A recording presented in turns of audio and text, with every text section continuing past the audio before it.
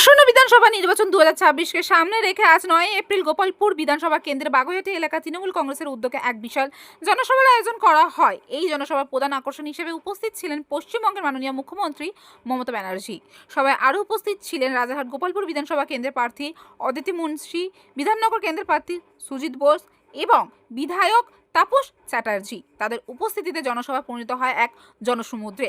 মিছিল ও জনসমাগমে বিধাননগর বিধানসভা 38 নম্বর ওয়ার্ড থেকে কাউন্সিলর শ্রীমতী আলো দত্ত নেতৃত্বে এবং আইএনটিটি ইউসি সভাপতি শ্রী নির্মল দত্তের উদ্যোগে একটি মিছিল দক্ষিণদাড়ি থেকে বাগুইআটি মঞ্চ পর্যন্ত অগ্রসর হয়। মিছিলে অংশগ্রহণ করেন রিক্সা ইউনিয়নের সদস্য তপন মণ্ডল, সুকুমার সিনহা, সুভাষ সর্দার সহ অসংখ্য শ্রমজীবী মানুষ এবং ফাল্গুনী বাজার ব্যবসায়ী সমিতির সদস্য অলোক বাগ, সন্তু, প্রবীর ও অন্যান্য ব্যবসায়ীরা। মুখরিত জনসভা সমগ্র এলাকা জুড়ে তৃণমূল কর্মী সমর্থকদের কণ্ঠে ধ্বনিতে হয় বিভিন্ন স্লোগান, যার মধ্যে উল্লেখযোগ্য দিদি তুমি এগিয়ে চলো, আমরা তোমার সাথে আছি, যতই করো হামলা আবার জিতবে বাংলা, আরও জয় বাংলা। মুখ্যমন্ত্রী মমতা ব্যানার্জি তার বক্তব্যে উন্নয়নের ধারাকে অব্যাহত রাখার অঙ্গীকার করেন এবং কর্মী সমর্থকদের ঐক্যবদ্ধভাবে কাজ করার আহ্বান জানান। তার বক্তব্যের শেষে যতই করো হামলা আবার জিতে বাংলা এবং জয় বাংলা স্লোগানে সবার সমাপ্তি ঘটে। আমার প্রিয় প্রার্থী তাপস চ্যাটার্জি রাজারহাটে, তুমি ওর হাত ধরো।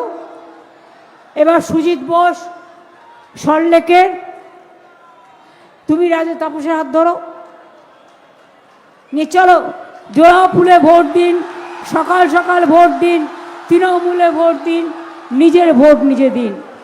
ওদের হয়ে আশীর্বাদ, শুভেচ্ছা এবং দোয়া চাইছি। এই ইলেকশন 29 তারিখ আছে, দুটো বাই ইলেকশন হচ্ছে, একটা 23 তারিখে হবে, কিছু জায়গায় এখানে 29 তারিখে হবে।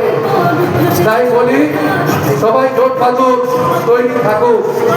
তার কারণ একটা জিনিস মনে করবেন, বাংলার কালচার, কৃষ্টি, সংস্কৃতিকে যদি কেউ অবমাননা করে তার বিরুদ্ধে জবাব দিতে হবে, একথা মনে রাখবে।